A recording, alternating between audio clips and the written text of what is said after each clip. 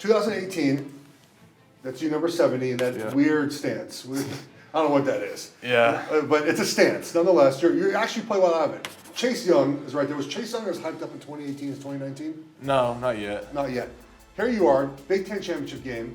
There's a lot of red in the crowd. Do you guys have any fans there or not? That was probably one of the best Wildcat turnouts I've had. Good. So here you go. It's a reach block to the right. What are you thinking in this alignment as you go to reach Chase Young? So I'm thinking, I'm solo on this reach. It's a man reach, so I'm thinking I want to get my hat on the play side of his hat. And if I don't reach him in the first couple steps, then I'm just going to try to get strong with my inside hand and clear up the picture for the running back.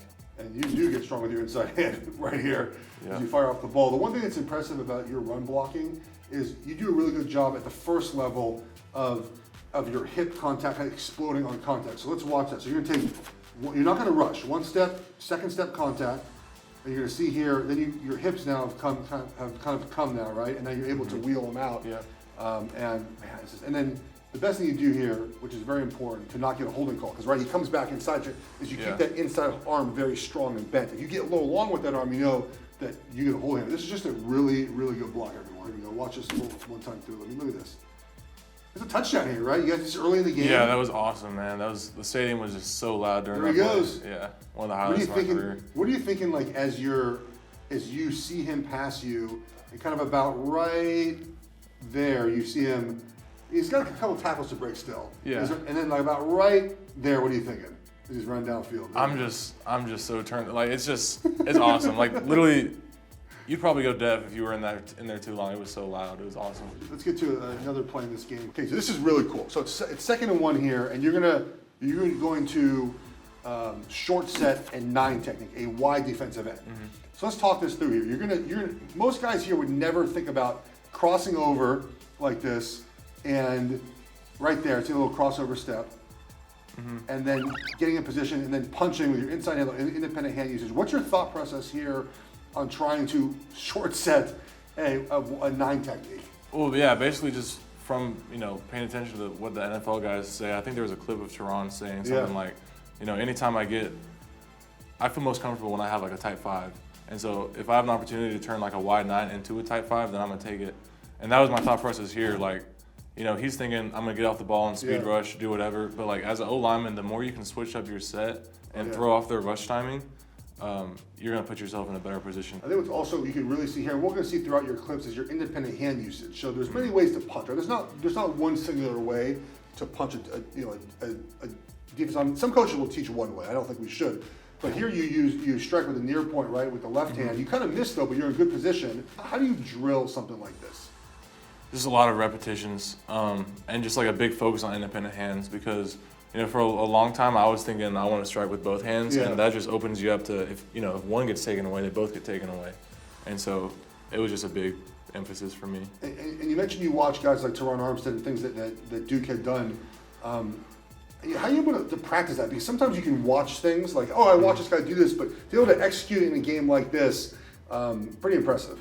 Yeah, I mean, you just got to trust the technique is what it comes down to.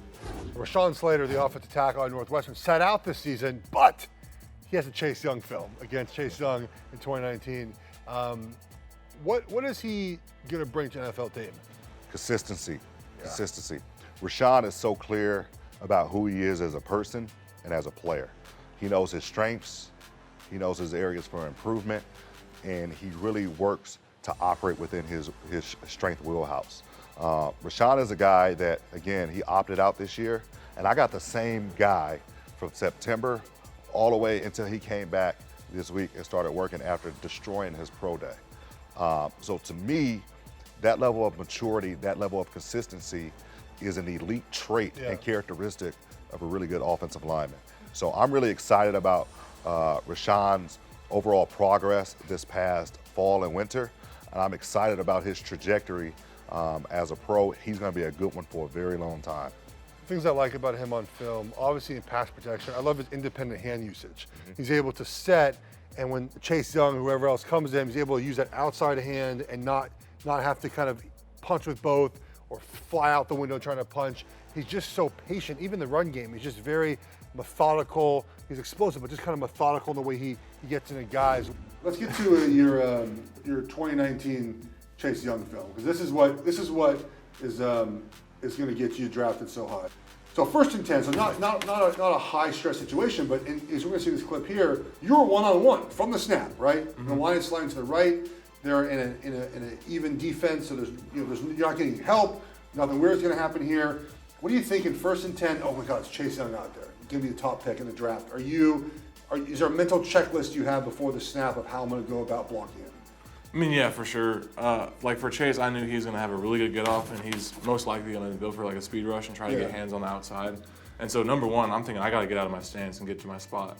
If I don't get out of my stance, I don't have a chance. And so that's what I do. I have a good first step, and from there, I'm just trying to get on his angle so I can, change his rush angle.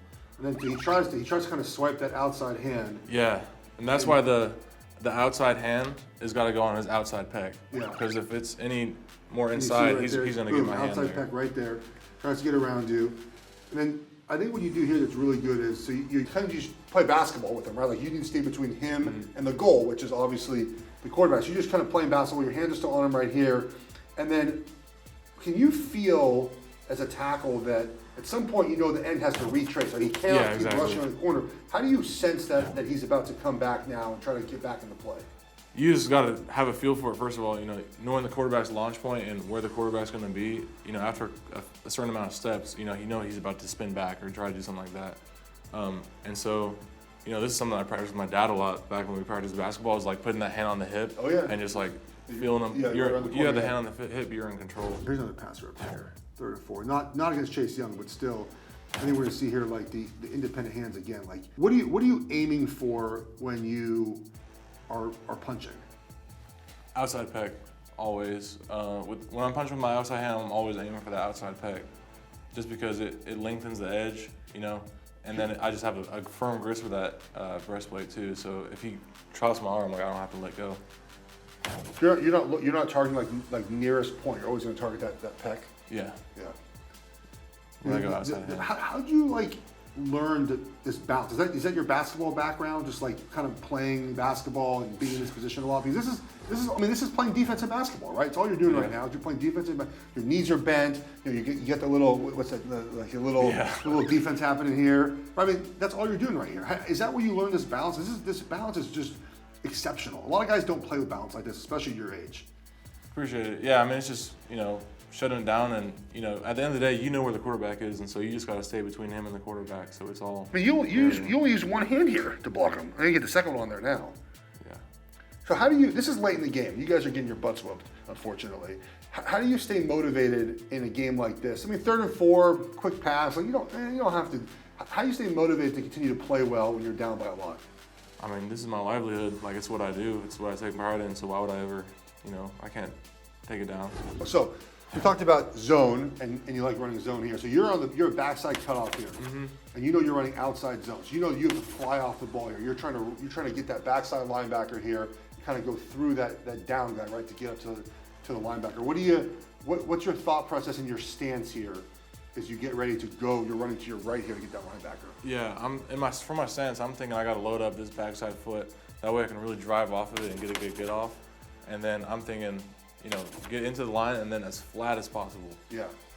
Because he's going to be scraping hard. Do you have any responsibility for the down guy first? That's all in the guard. That's all in the guard. The way we called it, we said he was going to be solo on him and I'd be climbing to the backer. So here you go on your run. You lock on.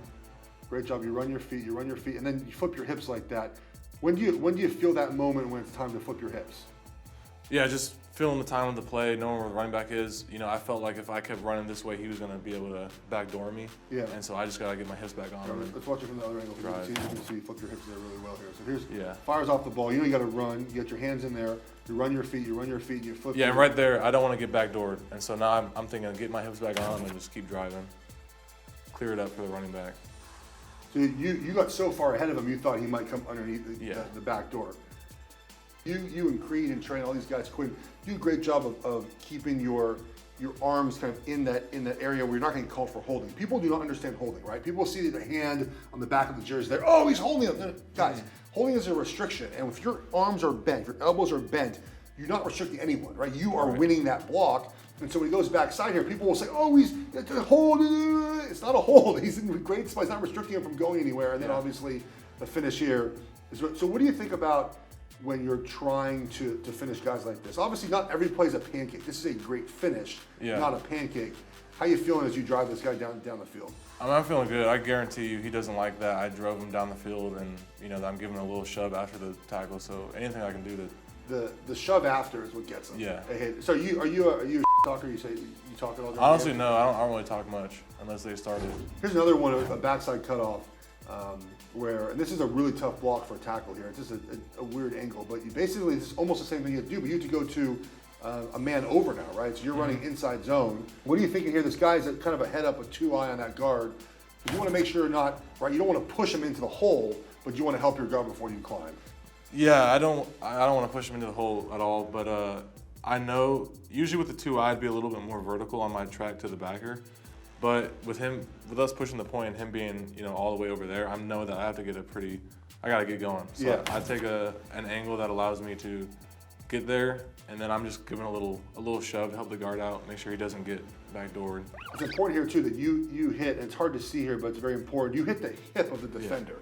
So if there's a defender, and this is a great example here, if you want to move a defender who's attached to someone, if you hit him up here, you don't go anywhere, right? They're already if you hit him on the hip, it sends them flying. So you do a good job on the hip, and then you're able to redirect here, get your hands. Again, not holding everyone. Not a hold. Not a hold. Okay? As long as you have them in a place where you're able to run your feet, it does not matter where your hands are. People don't understand that. If you're running your feet like this, it's not a holding. What do you notice for a weakness for him? Yeah, one of the things that initially was a weakness was just some of the targeting in the run game with his backside cutoff. I think we did a great job of identifying that early on and fixing it. And then also kind of his approach to second level blocks. Not so much the angles, but some of the head-on stuff. A lot of people saw that as him getting stunned with power going to the second level, but it wasn't. It was a technique issue. And what it was he would do a great job getting up to the second level, and then anything downhill, instead of attacking it either same foot, same shoulder, he would give his chest and then try to lift up on it. And you can't double under. You can't double under on a linebacker going downhill.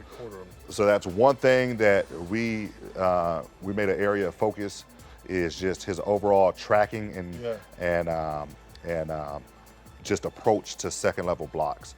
But I mean, you watch his tape. There's not much. There's not much that he needs. It's what I noticed too. It's kind of like sometimes it's more of just like when he goes to finish with his hips, he sometimes just doesn't really bring like his kind of whole body with him too. Well, one of the things that we worked on is teaching what leverage is.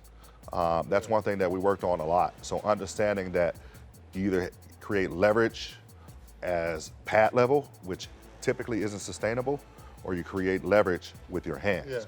And so one of the things that we really taught Rashawn and a lot of the guys is, once you get your hands on that external rotation and creating the leverage with elbow to hip relationship, and not so much rolling your hips, but keeping that rigidness and then being able to drive your knees through, will redirect force up. And that's what ends up helping you finish blocks, and that's what ends up allowing you to overpower somebody. Because I can tell guys all the time, there's only so many guys that are going to be able to do this. This is strong, this is powerful.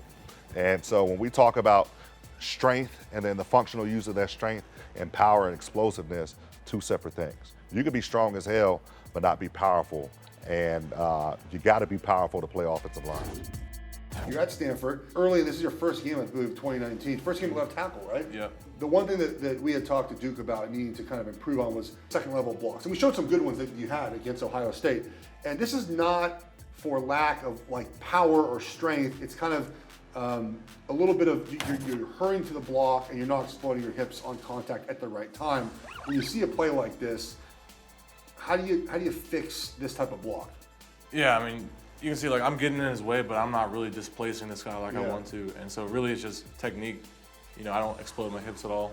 And so we worked a lot with Duke. When I'm getting that second level, it's got to be violent, hip explosion.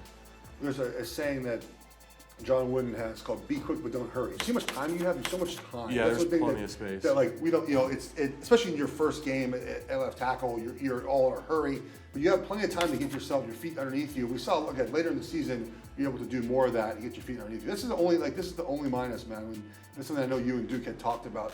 It's just technique. It's not it's all technique. All it is, and it's a very easy fix. All right, that's our film with Rashawn Slater of Northwestern. A lot of great stuff, right? The patience, the hands, the footwork, the technique on the backside, the aggressiveness, and the run blocking. Really excited to watch him in the future.